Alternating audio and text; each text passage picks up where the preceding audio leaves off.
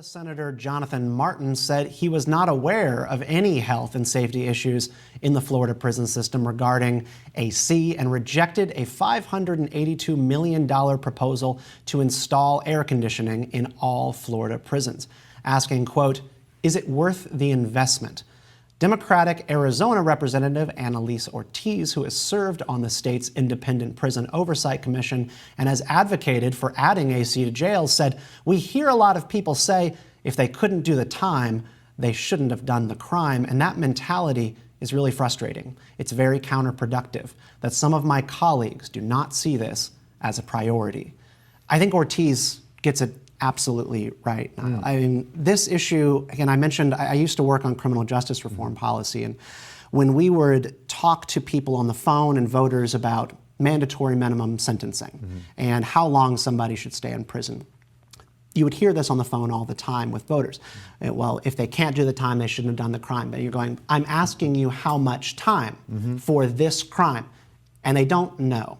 All they know is that they want bad people who have committed crimes behind bars, and all people who are in the prison system, in the mind of most voters, are bad. This seems to me like a matter of just like human brokenness, where we don't have a culture of empathy, forgiveness, and care, even in our prison system. Yeah, so first of all, I want to give you credit for bringing this story to my attention and to our attention. I was completely unaware of this particular topic, the AC in jails and the horrendous circumstances and conditions that we just outlined.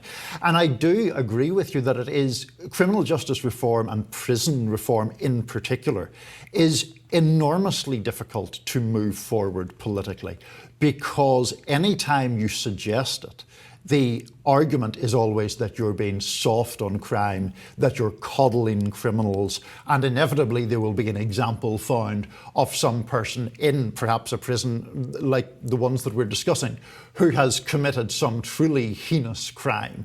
And then it becomes, so you want to give air conditioning to this guy who, you know, killed a 6-year-old or whatever.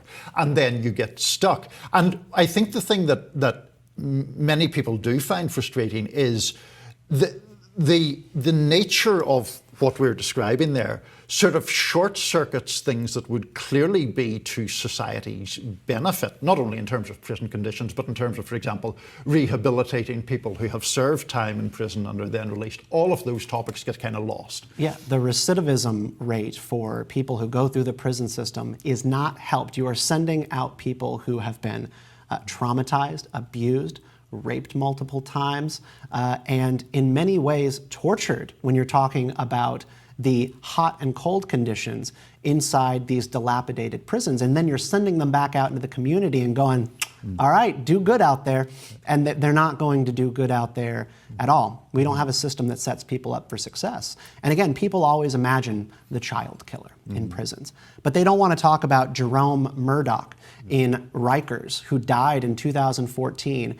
He served in the military, he was a veteran, and then he started dealing with bipolar schizophrenia, and he had a misdemeanor felony. And he ended up behind bars, and he died in Rikers of heat exhaustion. He was just killed by the heat, and he was said to have cooked alive.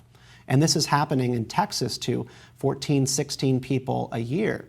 And the only state that has actually taken any kind of action on this is North Carolina, who have actually, with a Republican legislature, a pretty conservative Republican legislature, invested millions of dollars into the prison system, because the sentence, you know, is 4, 10, 20 years in prison, not death by cooking inside your jail cell. Yeah, absolutely horrific stuff, and the kind of happening or event that really does